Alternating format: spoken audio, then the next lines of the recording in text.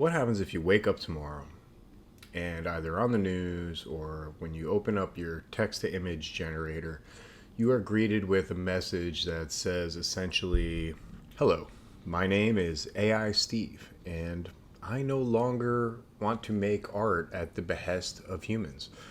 I only want to make art for myself, for my own personal artistic purposes." How would you feel about that?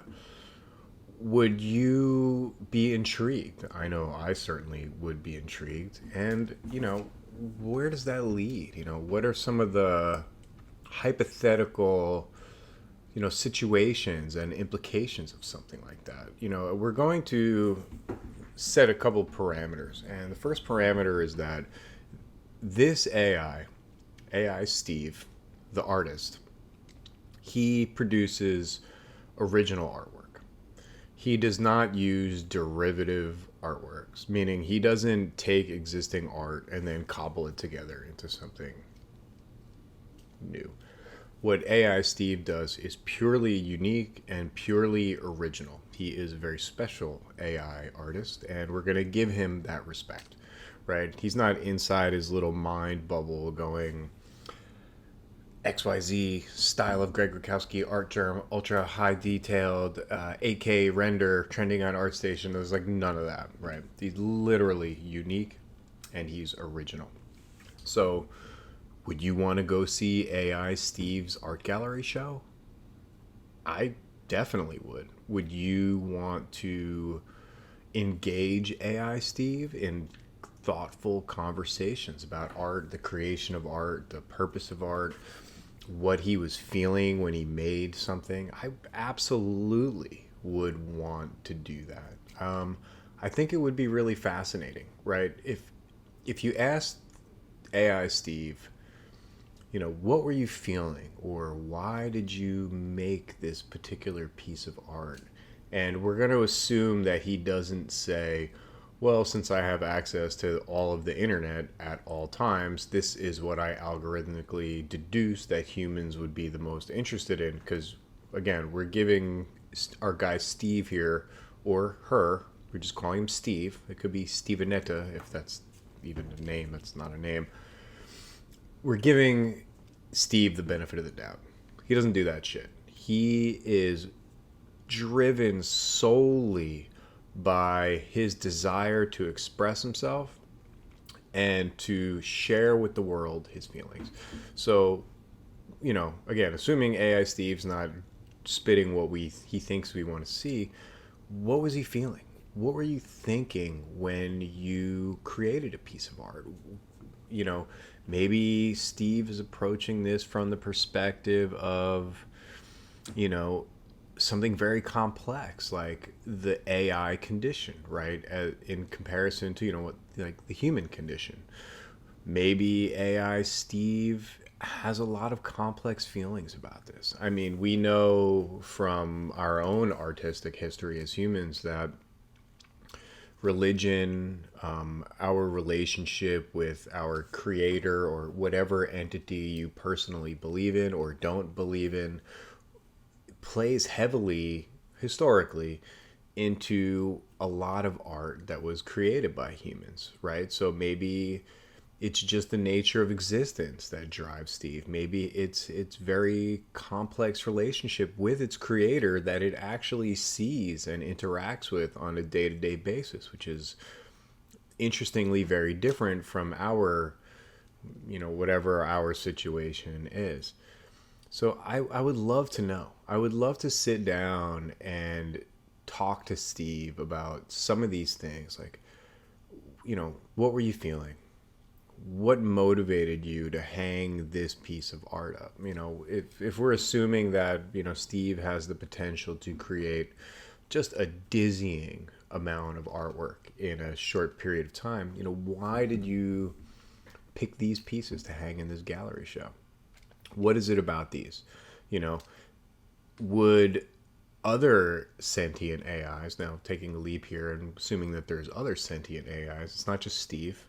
Maybe there's AI Bill and AI Susie and whoever it is, and maybe we can give them fancier, more artistic names, but I really like the name Steve. Bill's a good name too.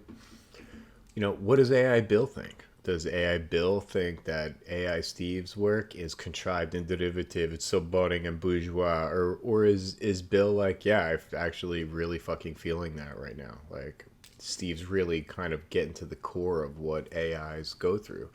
I would also love to ask AI Steve to paint me a self portrait. What do you think you look like, Steve? That is all really interesting. I would love to see the self portrait or multiple self portraits. And even if it was just a big circle, through the choice of color and texture and, what feeling it conveys, if any, right? Because we're operating under the premise that our guy Steve here, he is unique and he is kind of special and he creates art because of the feelings that he has.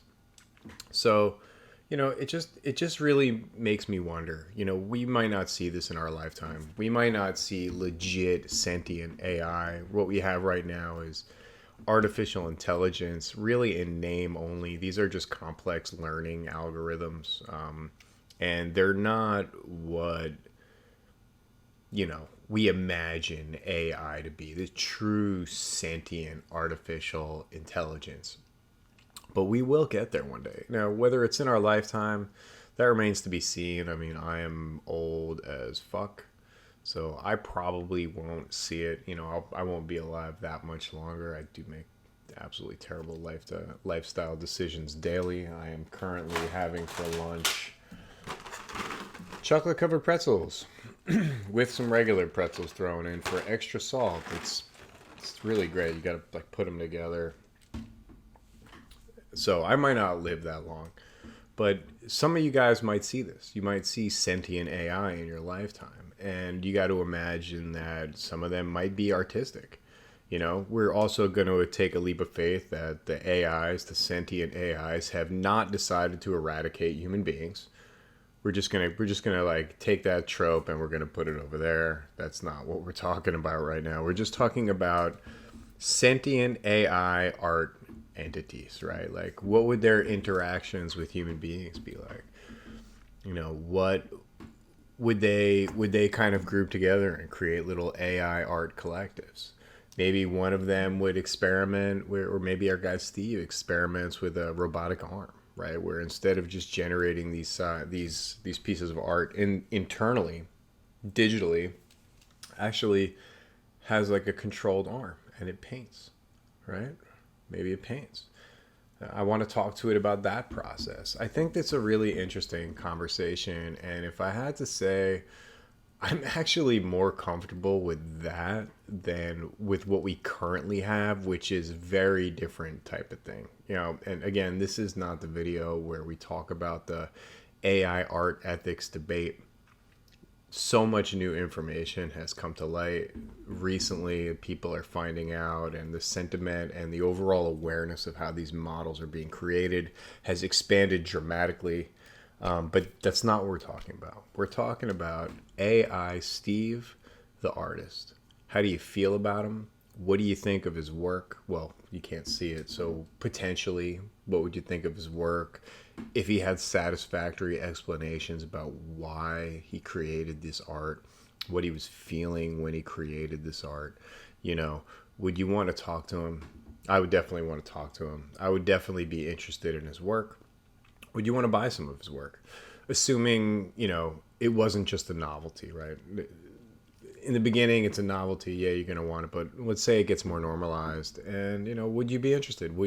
How would you value that? Would you, I mean, granted, I would imagine a lot of this would really depend a lot on the answers to the questions that you posed to Steve. Like, what was your interpretation of this? Why did you paint this?